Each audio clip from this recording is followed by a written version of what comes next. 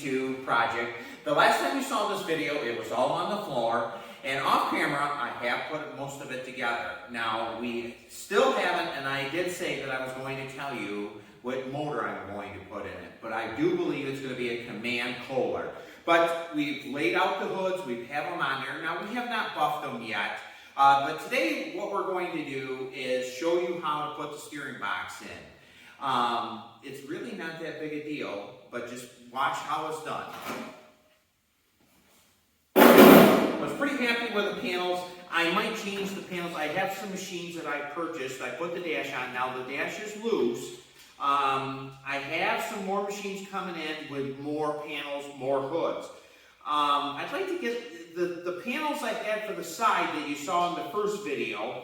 They shined a lot better than this one, but they didn't look right with the hood. And I'm going for a certain look. This machine is already sold as of yesterday, so I do have to scurry on getting it back together. I will have the motor, but here's the raw steering box. And as you can see, this is a good tight gearbox. Now, I haven't cleaned it yet, but I did shoot some grease in it.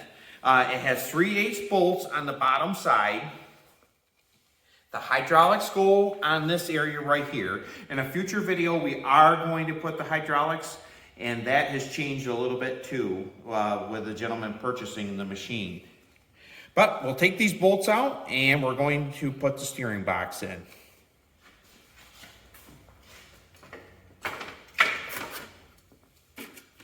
What you do is you just stick them through. You have your upper bracket. Do not tighten that. It has 1/4-inch bolts in it. You tighten that last.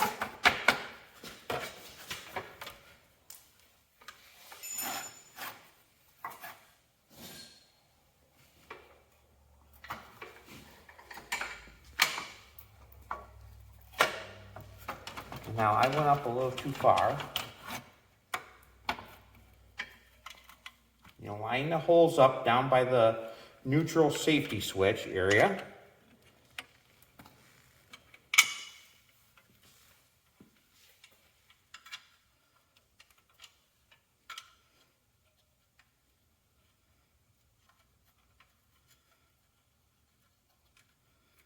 I can't get the bolts to start for some reason.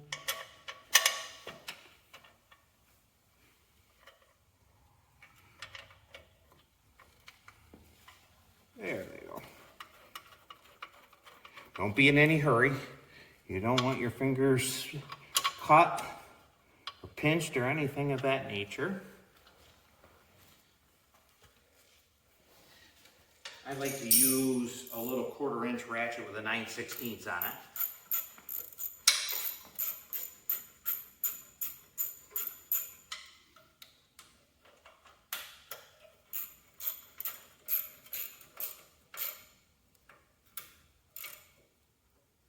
Tighten it right up.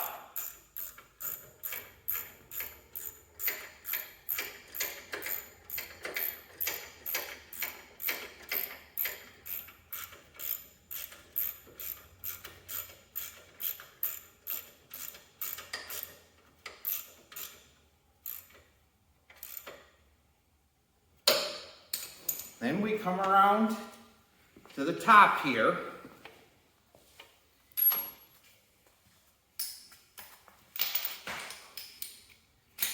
And we're going to tighten these bolts. Now she's self-centered, so we're going to tighten that up.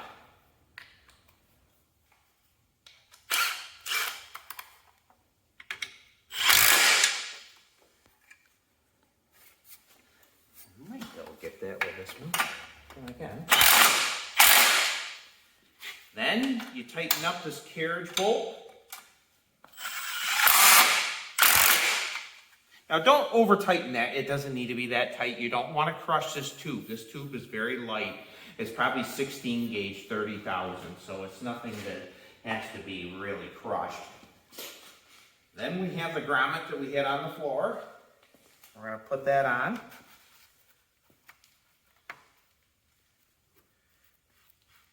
Now I already pre-greased on this, so the next time somebody takes the steering wheel off, it'll be real easy.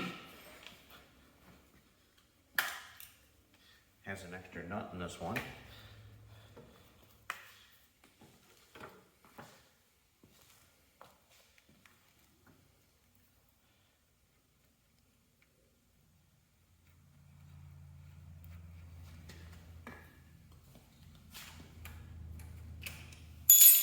Takes a 15/16 to tighten up the steering wheel.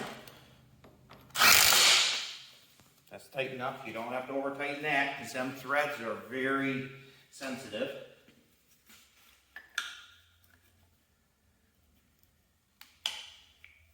Put the cap on. Now we're going to go underneath and we're going to hook up the steering on the front end. Right here's your drag link.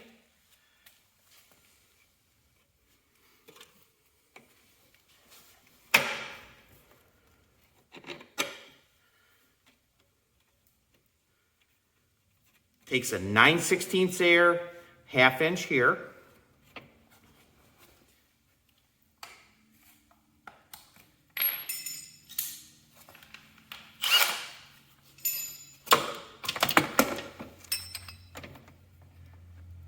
Thank you.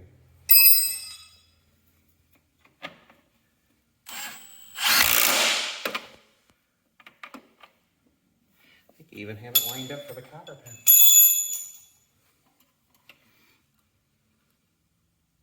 And I do. How often does that happen the first time? So right there's your steering. It's all hooked right up. And as you can see, this one's nice and tight. Now I'll re-grease that steering box before I put the motor back into it. So here's the hint on the hydraulics. The hydraulics are going to go in this area right here. And when I started this project, I told you I was probably only going to put single remotes in it to just run the cylinder up and down. But as a request for the gentleman that purchased this machine, he wants dual remotes. So this is what we're going to do before we end this video. Knock the plugs out of the spring. The next time you see this, we'll be putting the hydraulics in this machine. And they'll be running from here. We'll put the levers in, and it'll be all set and going. Thank you very much for tuning in to Macland Cadets, and we'll see you on the next video. As I said, we'll put the hydraulics into it next, and then we're going to put the motor in. Thanks for